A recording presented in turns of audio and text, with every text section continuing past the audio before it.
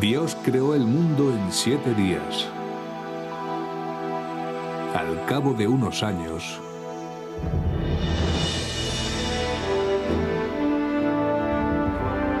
el todopoderoso hombre de negocios contempló su trabajo. El mercado había extendido su imperio hasta abarcar toda la tierra. Los recursos se explotaban como nunca antes.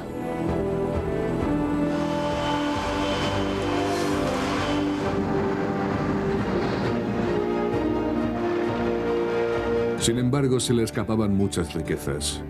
Riquezas que muchos soñadores ingenuos todavía intentan apartar del mercado en nombre del bien común. Para el empresario, esta noción del bien común se había convertido en el único obstáculo que le separaba de su meta final: convertir todo el planeta en un artículo de mercado e instaurar el mercado global. Así pues, se embarcó en un viaje de negocios que iba a cambiar la faz de la Tierra. Privatizando el mundo.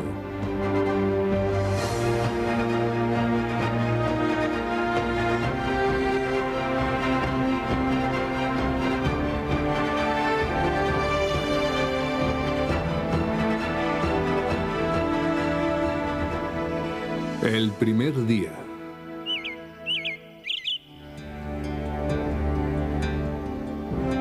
Desde el principio de los tiempos, la cantidad de agua de la tierra había permanecido constante, no así su calidad. El hombre de negocios, todo un experto en explotar la escasez, creyó que no se podía esperar más. Había llegado el momento de convertir el agua en negocio y dejar que la mano invisible del mercado regulase su comercialización.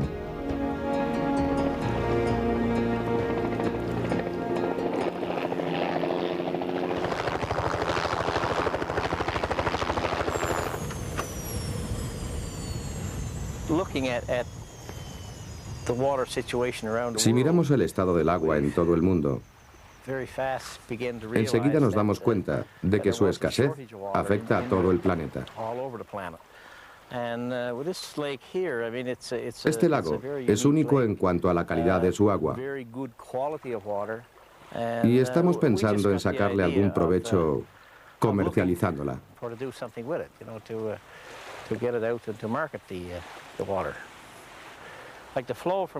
El caudal que le llega anualmente es de 100 millones de metros cúbicos y pensamos extraer 25 millones de metros cúbicos, es decir, una cuarta parte de su caudal total.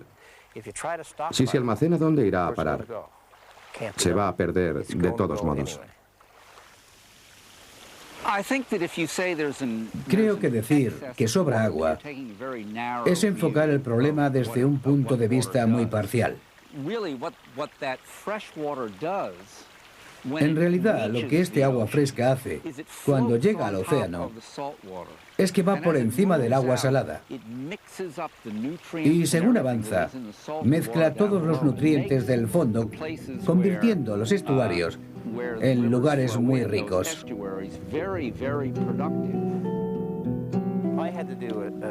Yo tuve que hacer un estudio sobre el impacto ambiental durante 2 años y medio o 3.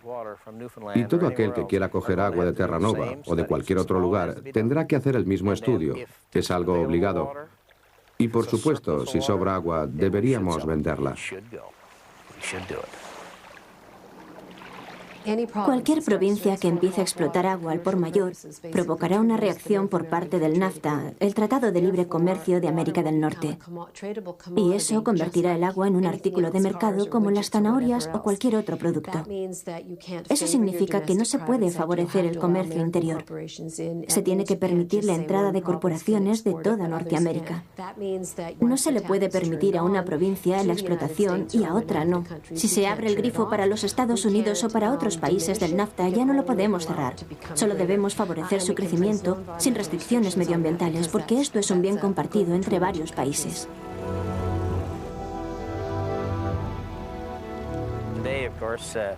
Hoy, por supuesto, la moratoria está vigente, pero el gobierno federal no parece adoptar una postura firme en el asunto del agua.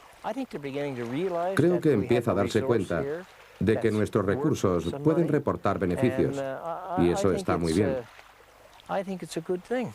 No vender el agua es como si Arabia Saudita dijera que no quiere vender su petróleo. Es exactamente lo mismo.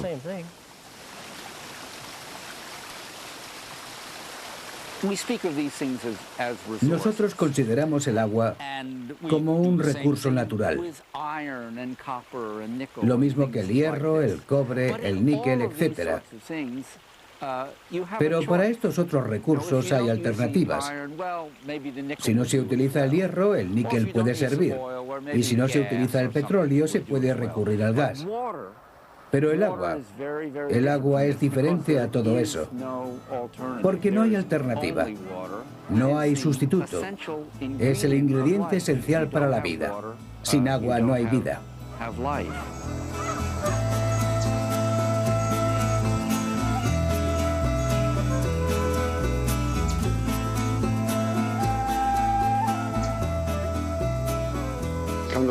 Cuando estaba muy arriba el agua, bajaba el agua, la gente sembraba calabaza, melones, sandías, maíz. Entonces eso se acabó. No más agricultura, pescado no hay, se acabó el río, se acabó todo. El agua llegaba hasta aquí. Estos palos eran para proteger que las olas no comieran. Entonces era mucha agua. De aquí era el río doble que está ahí. ¿Y por qué no hay agua más? Porque no hay, porque Estados Unidos la tiene detenida y no hay agua. ¿Verdad?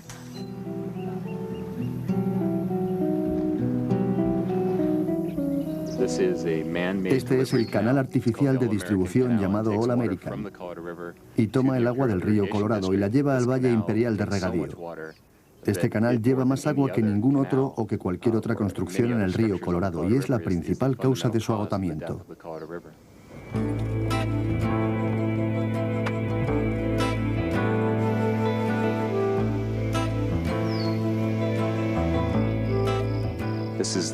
Este es el Valle Imperial de Regadío, situado en uno de los desiertos más secos del mundo, una zona que recibe menos de 6 centímetros cúbicos de agua de lluvia al año.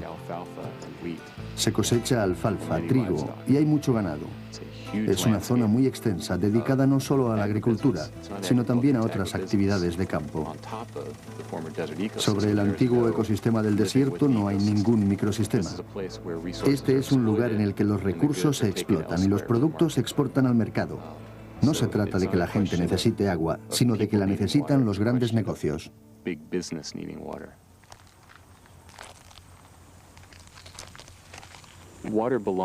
El agua pertenece al ecosistema del cual procede. Ese es el único modo de considerarla si sopesamos la conservación del ecosistema en relación al aprovechamiento de sus bienes. En cambio, la gente, especialmente en los Estados Unidos, la considera como una mercancía, como algo que solo se usa para sacarle provecho. Cuando se tiene esa mentalidad, se pierden los otros valores. Creo que va siendo hora de que echemos un trago a esta clara y fresca agua.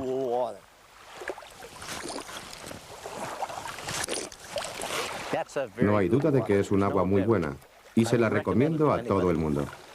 Tenemos que preguntarnos por nuestra responsabilidad como país rico en agua con el resto del mundo. Debemos tener ese debate considerando el agua como un bien común. ¿Debería ponérsele precio? No lo sé. Discutámoslo. Pero desde luego no deberíamos hacerlo si el beneficiado va a ser algún inversor cuyo fin es enriquecerse.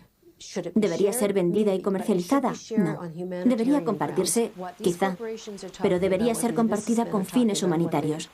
De lo que estas empresas, los empresarios y los acuerdos comerciales tratan es de controlar el agua y convertirla en un artículo de mercado privado y así venderla para obtener beneficios. Eso significa que el agua llegará a aquellas empresas o corporaciones, a aquellas ciudades que puedan pagarla y nunca a los millones y millones de personas que la necesitan desesperadamente.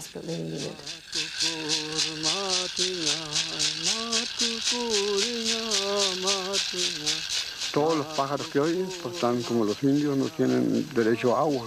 ¿Por qué? Porque este que viene, pues hemos podido sobrevivir uno.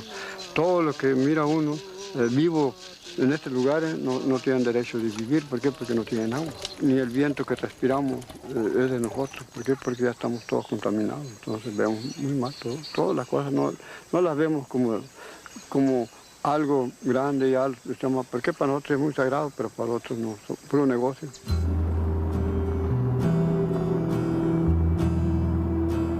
Y el hombre de negocios contempló su obra y vio que era buena para los accionistas.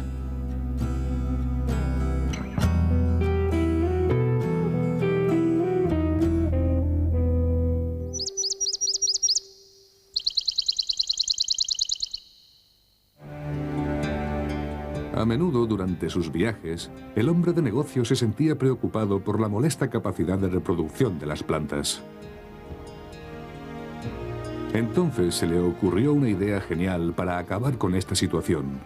A partir de aquel momento y por decreto, las semillas y todo lo que ellas pudieran producir se convertiría en propiedad privada.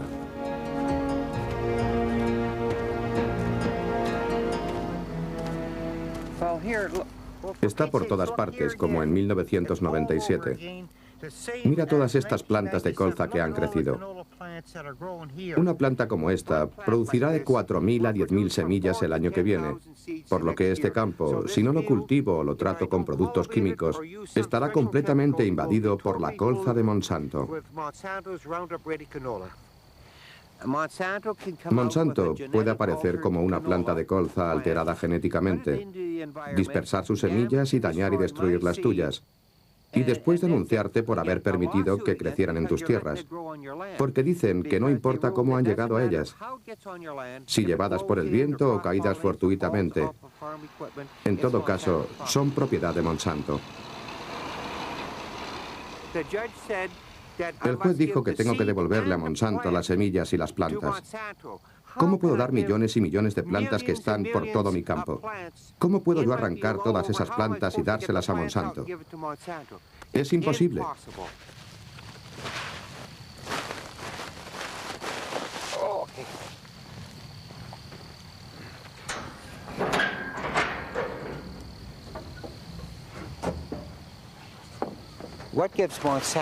¿Qué es lo que le da a Monsanto el derecho de patentar algo que produce vida? Si nosotros plantamos las semillas por primera vez, cuando se reproducen la segunda vez, Monsanto ya no debería tener ningún derecho sobre ellas, porque Monsanto no las reprodujo. El campesino es quien lo hizo, y ni siquiera eso es exacto, pues fue la naturaleza. El sol, el suelo y sobre todo fue un acto de Dios. Yo no puedo hacer que crezca una semilla. Monsanto no puede hacer que crezca una semilla. Solo la naturaleza puede hacer que las semillas crezcan.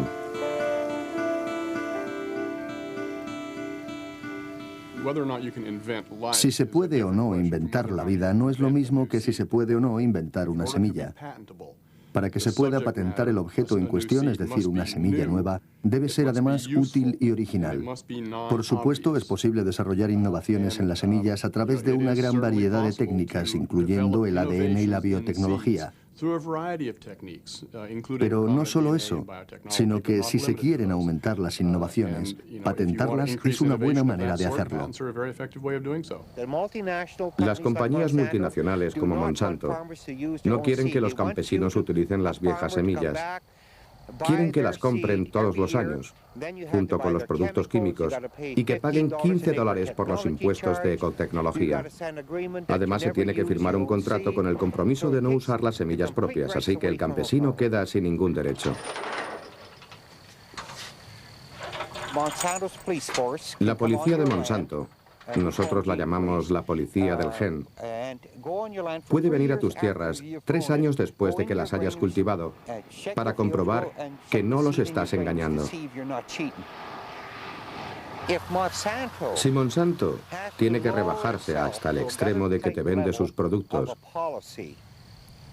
y al vendértelos necesita policía, es que algo no va bien. Y la política de la compañía, para mí, es totalmente errónea.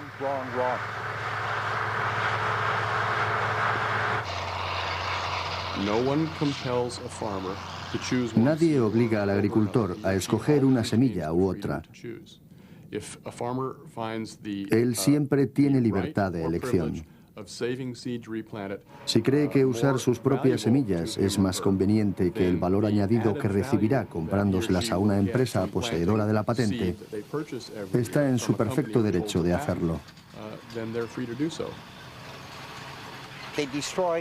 Ellos destruyeron los 53 años de desarrollo de semillas que yo había estudiado, y mis semillas eran resistentes a algunas de las enfermedades que tenemos hoy en los campos de colza.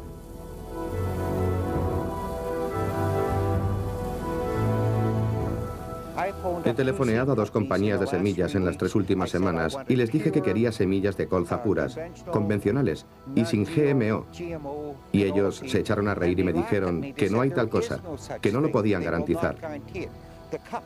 Las compañías habían conseguido contaminar todas las existencias de semillas de colza en Canadá.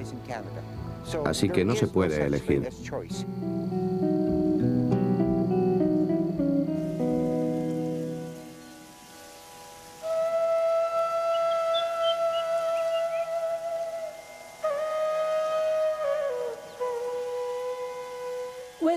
Eso de que el campesino puede elegir en un sistema controlado por las corporaciones es totalmente falso. Porque las corporaciones pronto se aseguran de que los campesinos pierdan sus semillas. Van por las distintas zonas y compran todas las variedades tradicionales y les venden sus propias semillas, creando deliberadamente una situación de carencia de las semillas. Yo he estado en aquellas zonas en las que las corporaciones han entrado en la India. Decir que el campesino puede elegir cuando carece de semillas y solo dispone de una clase de cosecha es casi como decir que un esclavo podría irse a trabajar a otro sitio.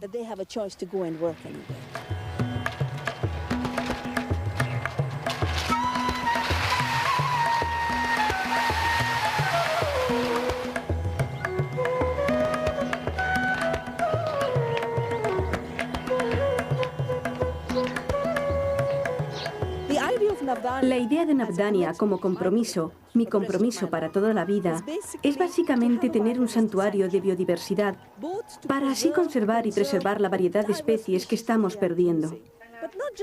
Pero no se trata de tenerlas expuestas como en un museo, sino de que las puedan usar los campesinos y de este modo ser autosuficientes y atender a su sustento.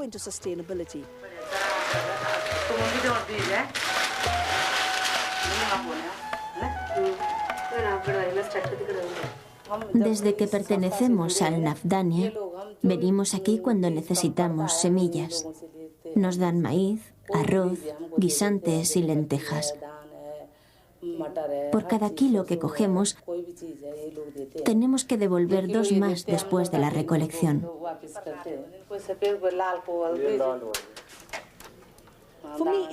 Para mí era absolutamente clave para la defensa de la libertad del plan y de la del granjero tener semillas libres de patentes, libres de manipulación genética.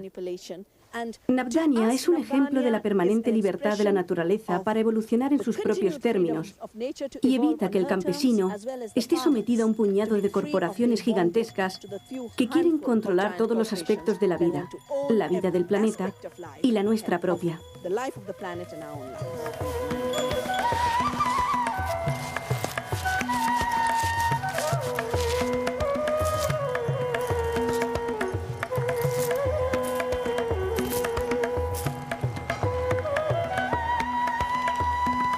Aunque la mayoría de los recursos genéticos que han sido patentados proceden del tercer mundo, un simple cálculo muestra a las claras que los derechos de las patentes sobre las semillas aumentarían en 10 veces el peso de la deuda de los países tercermundistas.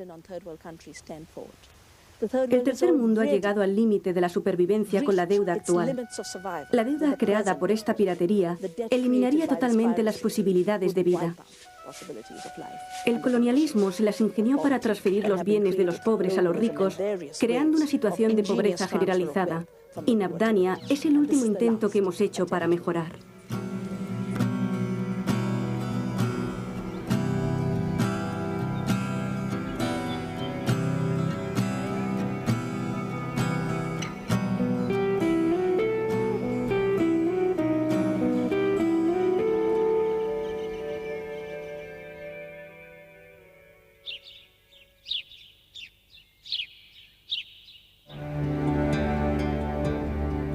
Siempre a la conquista de nuevos territorios, el hombre de negocios se fijó en cosas infinitamente pequeñas, en cosas que residen en el interior del cuerpo humano. El tejido de la vida también debía pertenecerle, y la mano invisible del mercado le permitía sacarle el máximo provecho.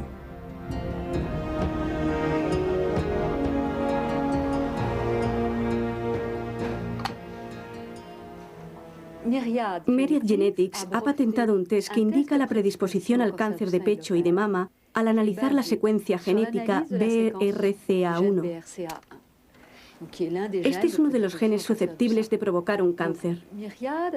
Después de patentar la secuencia de referencia, es decir, la norma, cualquiera que usara esta referencia, independientemente de cuál fuera el método seguido, estaba vulnerando los derechos de propiedad de Myriad.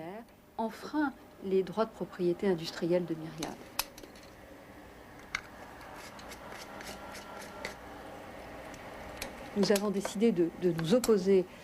Nosotros decidimos oponernos a este monopolio porque es necesario practicar este tipo de pruebas, tanto en el grupo de mujeres de riesgo a corto plazo, como también en un futuro para mejorar su tratamiento. Por eso un monopolio supondría una traba en la investigación.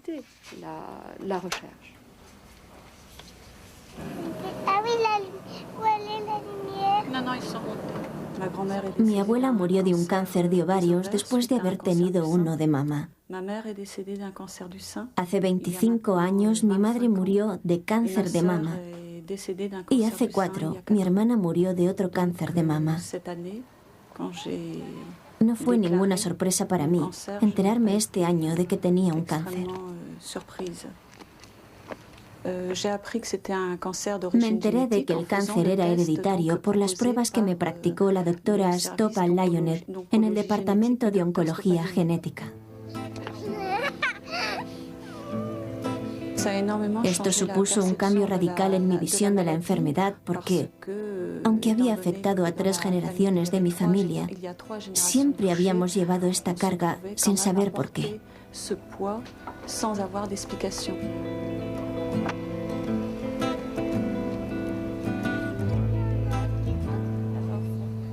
El test supuso la respuesta a muchas de las dudas sobre mi situación familiar.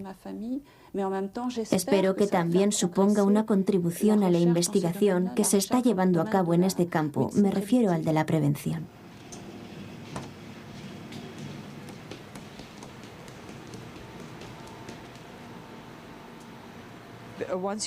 Yo trabajaba en un centro para el estudio del cáncer genético.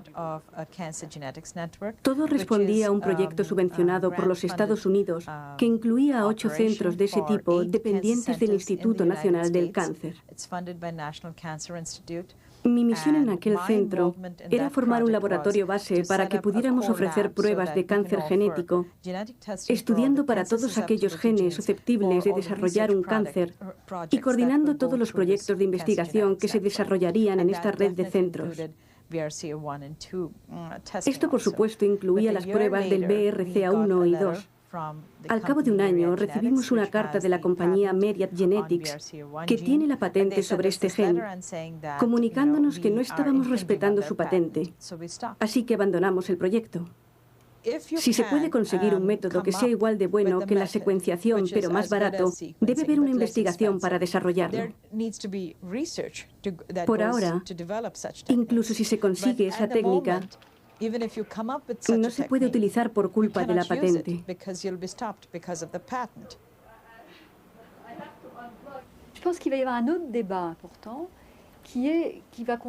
Creo que se va a abrir un nuevo debate, esta vez referido al uso de la secuencia para prevenir y tratar.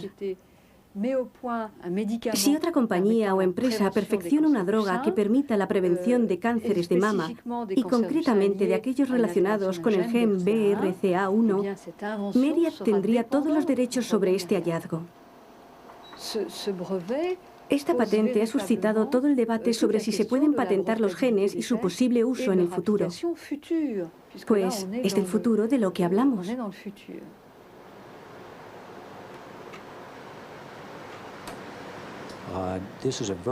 Esto es algo muy caro. Producir esta droga supone unos $500 millones. Si no se tiene una fuerte protección con la patente, no solo para obtener la droga en el final del proceso, sino también para pagar los derechos de su propiedad intelectual en la identificación del gen, nadie participará en este esfuerzo. A principios del siglo pasado, cuando los químicos estaban aislando los elementos de la tabla periódica, ellos y las compañías dedicaron mucho tiempo a la investigación, pero no les permitimos patentar el producto final, aunque sí les concedimos patentes para el proceso siguiente, es decir, para aislar los elementos químicos. ¿Se puede imaginar que cualquier país consiga patentes sobre el helio, oxígeno, aluminio o titanio? Es ridículo, no se lo permitiríamos. Estos son descubrimientos de la naturaleza. Los genes son totalmente análogos. ¿Qué razón hay para que una compañía biotécnica diga que ha inventado un gen que es el resultado de millones de años de evolución? El gen del cáncer de mama, el de la fibrosis, etc., son descubrimientos de la naturaleza.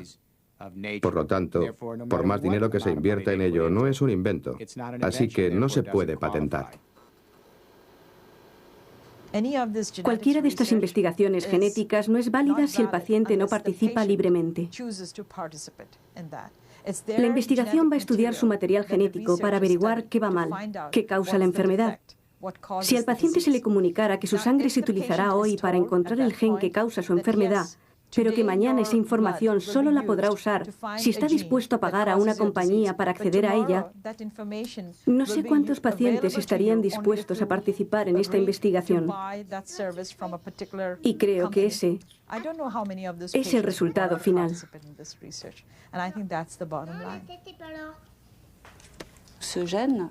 El gen forma parte de mí. Y si bien es la parte más pequeña del cuerpo humano, es algo que se integra en mi constitución física. Yo también lo comparto con otras familias, así que es mío y no es mío. Y en un sentido más amplio, es parte de la gente en general. Yo lo heredé de mi madre y ella de la suya. Es lo que llaman el acervo genético. Este es un término que, en mi opinión, no cabe en el mundo de los negocios. Eso significaría que el cuerpo humano tendría un valor de mercado.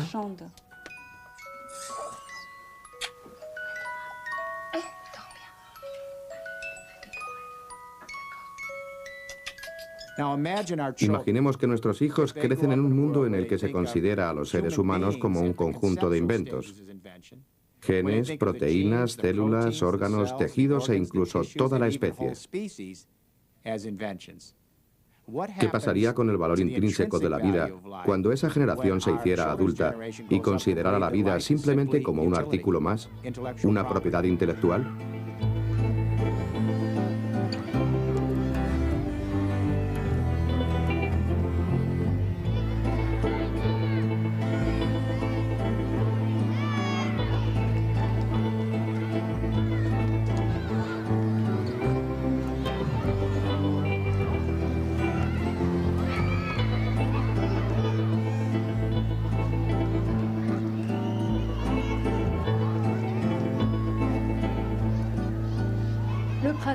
El propósito inicial de las patentes era servir al interés general.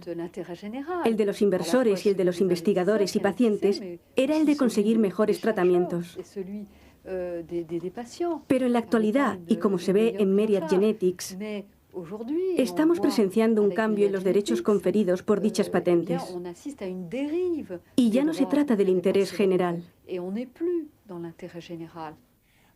Yo creo que aquí debemos ser justos. Y eso significa que tenemos que comprender que el acervo genético es patrimonio general, es propiedad colectiva, es responsabilidad nuestra como parte integrante del legado de evolución de este planeta. Tenemos que tratarlo con esa clase de respeto.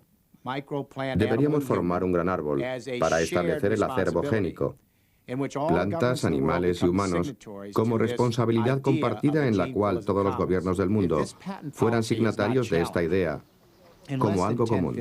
Si esta política de las patentes no se cuestiona dentro de menos de 15 años, las grandes compañías autorizadas poseerán el programa génico de la especie humana Y poco a poco se apoderarán de las otras especies que han estado evolucionando durante millones de años.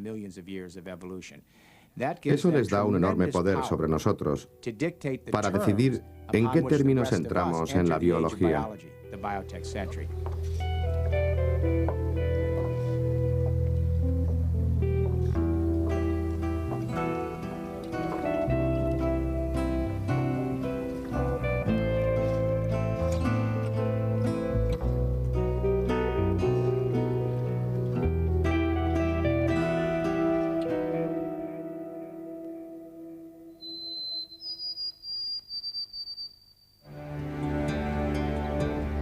Hacía ya algún tiempo que el hombre de negocios había puesto sus ojos en los servicios públicos.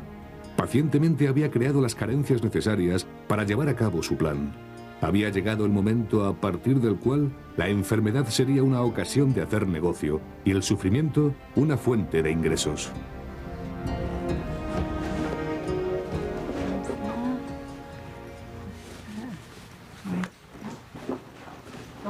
¿Dónde va usted?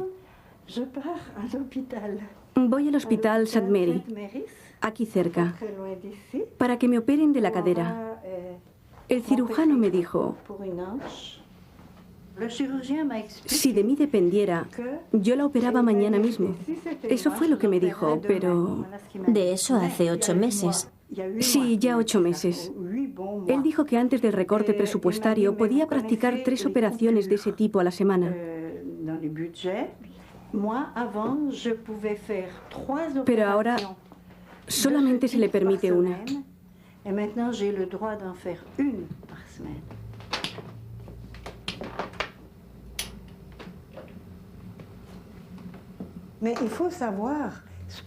dolor de la osteoartritis es horrible. Día y noche con un dolor agudo. Y las noches, al menos en mi caso, son peores que los días. Las listas de espera son el resultado de las decisiones políticas del gobierno. Todo, recortes en sanidad, cierre de los hospitales, jubilación forzosa de médicos y enfermeras, todo se ha hecho sin tener en cuenta a los ciudadanos y a su salud. Le gouvernement a donné comme raison, c'est que la justificación del gobierno es que se ha conseguido el déficit cero, pero al mismo tiempo están invirtiendo cada vez más en grandes compañías, diciendo que es bueno para la economía. No es cierto. Es simplemente una manera de desviar dinero del sistema público hacia los grandes negocios y de obligar a la gente a que acuda a la sanidad privada.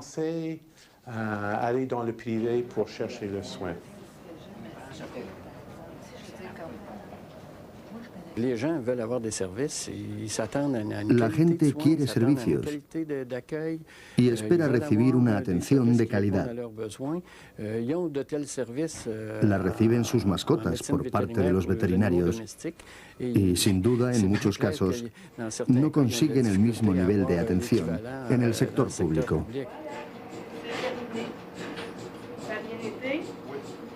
Cuando se está enfermo, se está enfermo. Cuando se tiene dolor, se tiene dolor. Si los de Quebec y los demás canadienses quieren lo último en sanidad, si quieren rápido acceso a los facultativos y resonancia magnética, y si al mismo tiempo no quieren que sus impuestos crezcan desmesuradamente, creo que la medicina privada seguirá en auge.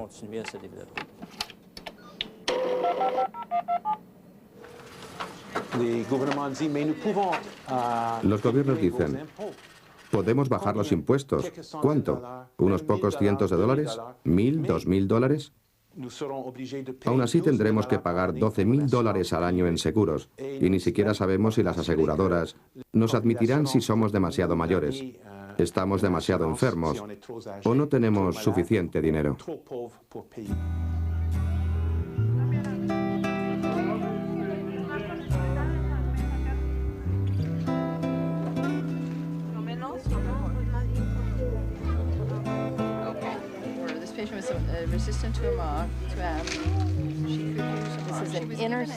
Esta es la escuela pública Montessori.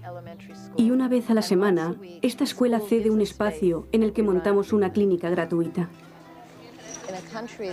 En un país tan rico todavía hay mucha gente, unos 4 millones de personas, que no tienen seguro de enfermedad y por tanto no pueden acceder a los servicios médicos. Por una parte tenemos todos esos maravillosos avances en tecnología y por contraste uno de los mayores porcentajes de mortalidad infantil del mundo desarrollado. Esto sucede porque tenemos un pequeño grupo que tiene acceso a grandes avances y mucha gente que no puede acceder a nada. Sí, esto es una infección. Está bastante avanzada. Sí, eso he pensado. Así que hay que tratarla con urgencia. De acuerdo. Mañana volveré a verle. A verle, bien. Vaya zapatos. Es increíble. Esta es la causa, pero claro, no es culpa suya. Es que no pueden conseguir otra cosa. Estamos intentando que esto sea diferente, una persona detrás de otra, aunque necesitamos que sea diferente en todo el país. Pero a veces los cambios tardan mucho tiempo en producirse porque hay fuerzas muy poderosas que los retrasan. Están únicamente atentas a sus propios intereses. Por ejemplo, las aseguradoras y la industria farmacéutica.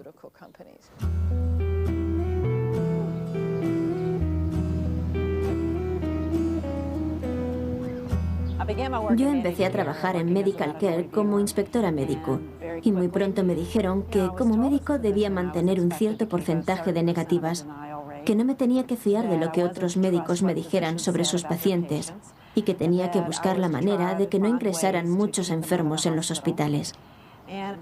Hubo un momento realmente dramático. Llegó a mi despacho una petición sobre un problema de trasplante de corazón de un hospital ajeno a nuestra red. Resultaba muy caro. Y por tanto yo tenía que decir que no. Creo que me di cuenta de la gravedad de lo que estaba haciendo cuando llamé al médico para comunicarle que no podíamos atender su petición. Y él me dijo, acaba usted de firmar una sentencia de muerte.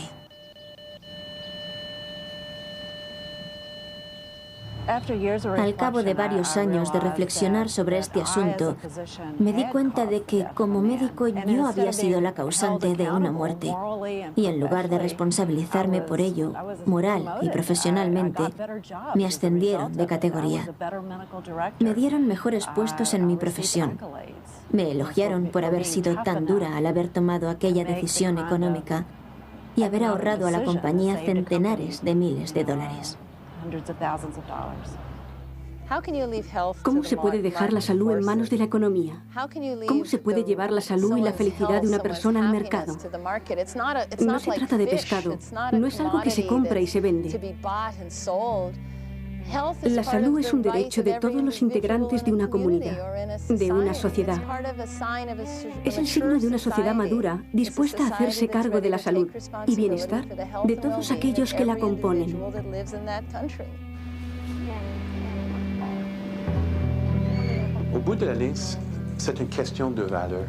Al final, todo se reduce a valores. ¿Qué clase de sociedad queremos? ¿Creemos en el bien común o preferimos un sistema que atienda especialmente a unos pocos privilegiados? Si esto es lo que queremos, adelante. Pero creo yo que la mayoría de la población no quiere sacrificar su salud para que se enriquezcan unos pocos accionistas. Y eso es precisamente lo que está haciendo el gobierno. Nos están estafando.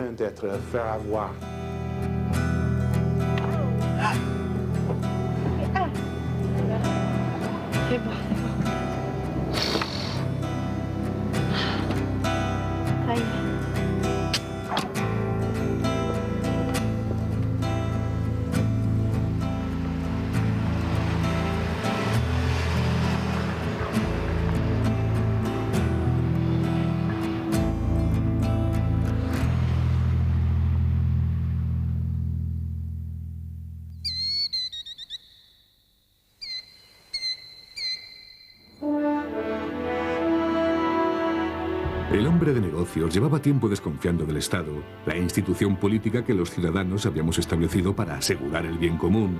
Así que hizo todo lo posible para conseguir que el Estado se amoldase a sus intereses. Pero a pesar de los muchos e indudables éxitos, aquel día el hombre de negocios se dio cuenta de que la partida no estaba ganada, ni mucho menos.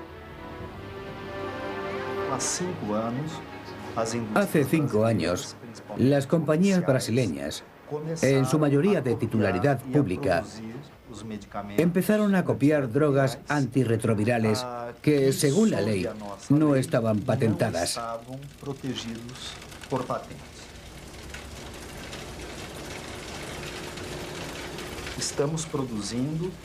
Nosotros producimos esas drogas y podemos sacarlas al mercado con un costo inferior al 80% de los originales.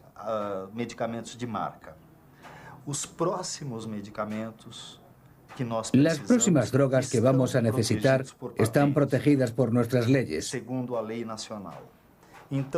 Hemos empezado a negociar con los grandes laboratorios y esperamos llegar a un acuerdo. Para ver si llegamos a algún acuerdo. Si no lo conseguimos, el gobierno está decidido a intervenir, lo cual está previsto por la ley. En casos de interés general o de emergencia nacional, estamos autorizados a inmiscuirnos en las patentes.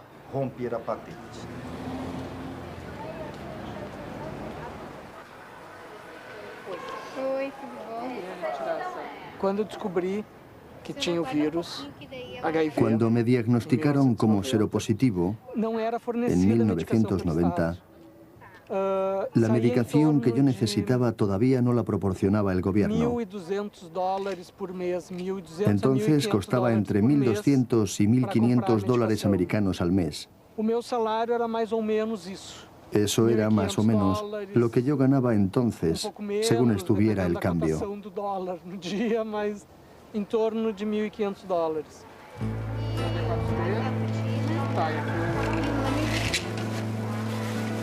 Tchau, obrigado. Então, na verdade, a medicação sendo distribuída en realidad, gratuitamente fez com que la libre distribución de la medicación ha permitido a los seropositivos brasileños que vivamos con el virus y que no muramos de SIDA.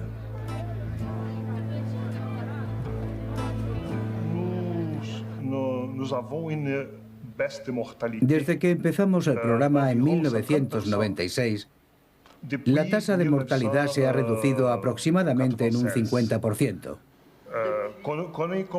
Tenemos ese tipo de medicamentos que compramos a las multinacionales, lo cual significa que siguen sacando provecho de nosotros. Y también tenemos las que se producen aquí, en Brasil, y son genéricas.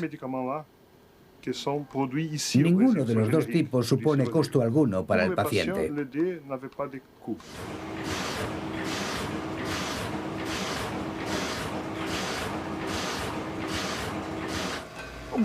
¿Qué puede hacer el gobierno brasileño si quiere salvar a sus ciudadanos?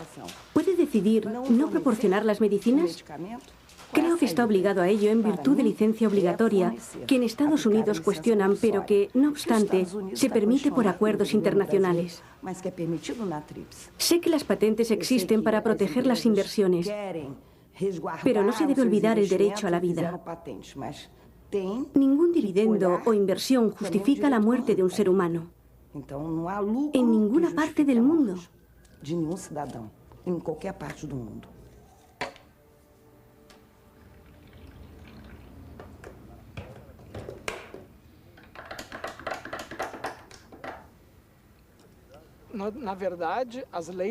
Las leyes internacionales de patentes no existen para proteger ninguna vida, sino el capital de las multinacionales. Esto es la lógica capitalista, ¿no? Así que, en cierto modo, estamos intentando acabar con esta lógica, porque sabemos que no garantiza el bienestar de la población.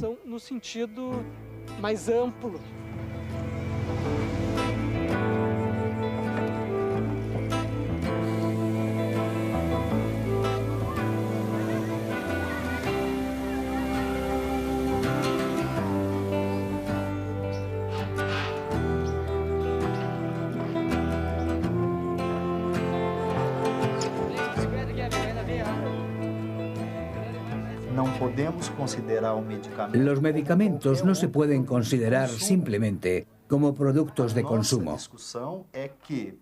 En lo que estamos tratando de poner el énfasis es en que los precios y especialmente los beneficios de estas grandes corporaciones son exagerados. No guardan ninguna relación con el valor real del producto, incluso teniendo en cuenta las ganancias y futuras inversiones. Todo es desproporcionado y esa es la pura realidad.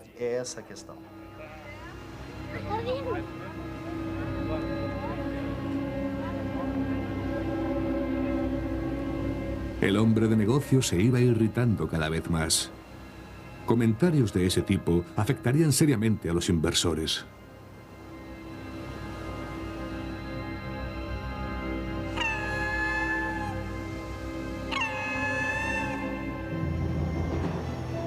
No había llegado todavía el tiempo de descanso. El hombre de negocios sabía que tenía que hacer algo para frustrar los planes de las instituciones públicas. El fin de semana convocó una gran conferencia en la cumbre y todos los jefes de Estado, temerosos de quedar fuera, acudieron a ella a toda prisa. Los temas que se iban a tratar, guardados celosamente en secreto, no podían estar más claros. Abolir toda clase de legislación nacional que pudiera interferir en los negocios y, sobre todo, obligar a los países a entregar la responsabilidad del bien común a las fuerzas del mercado o a sufrir fuertes sanciones. El gobierno canadiense ha aceptado pagar $13 millones en concepto de daños a la compañía americana Ethyl Corporation, que fabrica un aditivo para la gasolina que Canadá había considerado perjudicial para la salud. El gobierno americano aplicará sanciones a la Unión Europea después de la prohibición en la importación europea de carne de vacuno tratado con hormonas. Courier UPS ha acusado al Servicio Postal Canadiense de competencia desleal y ha demandado al gobierno de Canadá por $140 millones. Una victoria de UPS podría producir un impacto en el alcance de todos los programas sociales canadienses. El tribunal NAFTA ha ordenado al gobierno mexicano pagar $16,5 millones a Metarclad, una empresa americana especializada en el enterramiento de residuos tóxicos. Lo que pasa con estos acuerdos comerciales, especialmente con el capítulo 11 de NAFTA, en virtud del cual una corporación puede demandar judicialmente a un gobierno de otro país, es que se ha formado un estamento judicial que está por encima de las leyes de cada país, incluso las referidas al medio ambiente y a la seguridad. Por lo tanto, los gobiernos están cediendo su soberanía y su derecho a establecer reglas, fijar normas y crear programas sociales para los ciudadanos. Y lo están cediendo a corporaciones y acuerdos comerciales internacionales. Claro, pueden alegar que no es culpa suya, que les habría gustado cuidar de la salud pública, que para eso les votaron, pero que no pudieron evitar someterse a esos acuerdos internacionales.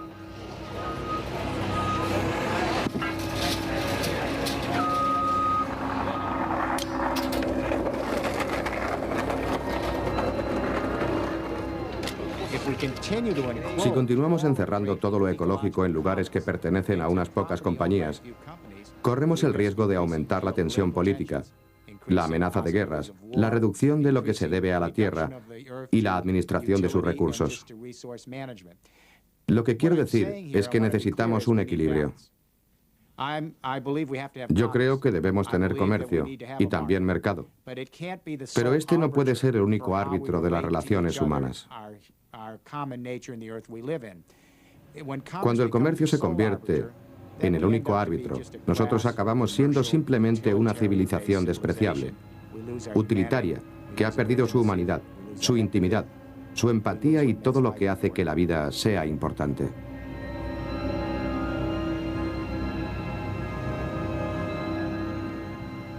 Si el bien no es de todos, si no hay bien común sino privado, este bien privado está perjudicando a alguien en algún lugar del planeta, a algunas especies. Tenemos una situación insostenible en la agricultura. Estamos minando nuestra propia seguridad. El bien común es el resultado de dar y recibir. Es el resultado de la reciprocidad, del intercambio mutuo. Olvidar el bien común es el resultado de acaparar, de piratear, de robar. Y por supuesto que algunos prosperan, pero lo hacen a costa de otros y a costa del planeta. Esa clase de prosperidad no es prosperidad.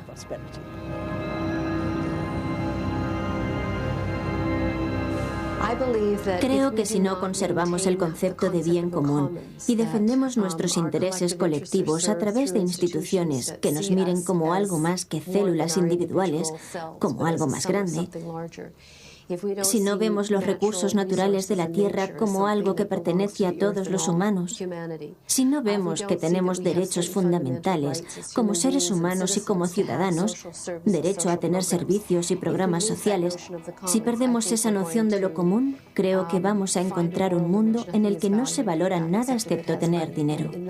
En esa clase de mundo moriremos. Mucha gente está muriendo porque solamente aquellos que pueden permitirse el vivir en ese sistema pueden comprar un medio ambiente limpio, un agua limpia, la clase de comida que el resto del mundo no tiene. Solamente esa gente vivirá. Mantener el bien común no es solo mantener una serie de valores y de patrimonio histórico. Sin la idea del bien común, no sobreviviremos.